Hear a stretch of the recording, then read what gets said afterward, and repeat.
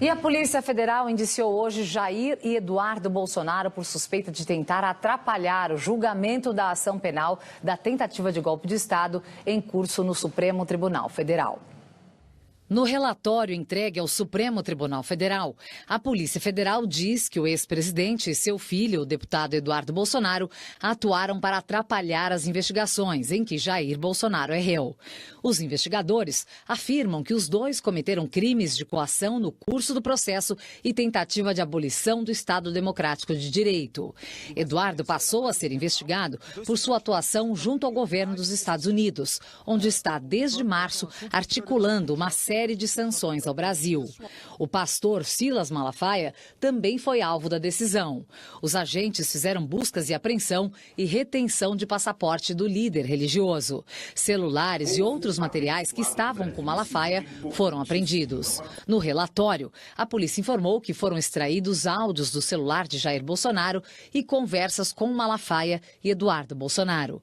O material, segundo a investigação, mostra uma articulação para intimidar autoridades brasileiras e atrapalhar os inquéritos que apuram a trama golpista. Os agentes também identificaram mensagens em que Jair Bolsonaro teria discutido com aliados um possível pedido de asilo político ao presidente da Argentina, Javier Milei.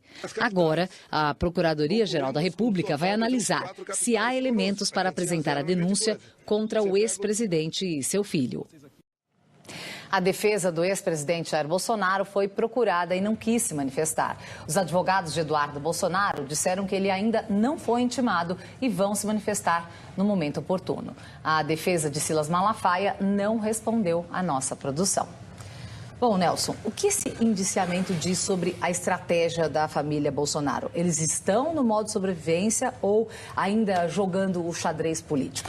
É difícil, né? Porque tem que interpretar as mensagens. Em uma das mensagens, por exemplo, o Eduardo Bolsonaro confessa para o pai que não tem certeza dessa ajuda do Trump necessariamente. Então, claro que no discurso ele vai dizer mando e desmando na Casa Branca, não tem essa certeza ali nas mensagens.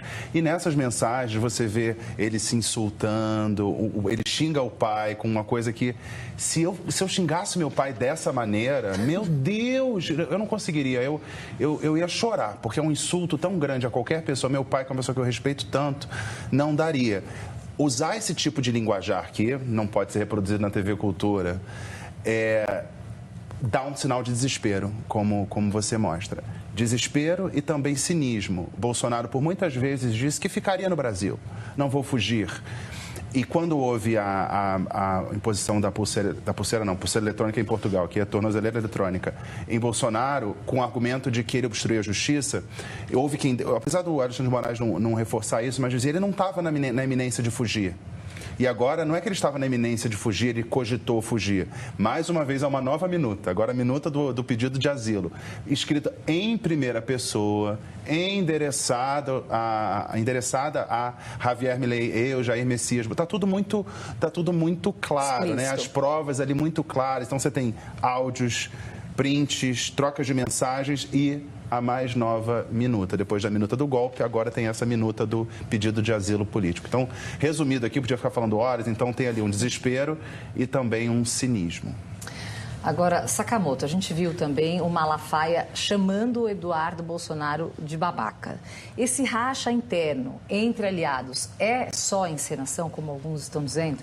Não, definitivamente não. Não é encenação. Né? Nesse caso, o pastor Silas Malafaia, que foi envolvido na questão também pela Polícia Federal, mostrou que a Polícia Federal apontou que ele está totalmente conectado com todo o processo, né? Pode-se criticar ele à vontade, mas falta de sinceridade nesse sentido, definitivamente ele não é. Ele é bem sincero e ele foi. E ele repete uma coisa que vem sendo dito por várias pessoas do campo bolsonarista. O campo bolsonarista mais raiz está fechado com o Eduardo. Agora tem um campo bolsonarista que come de garfo e faca que está, na verdade, um pouco mais irritado, porque sabe que isso vai colocar abaixo a imagem de todo o campo.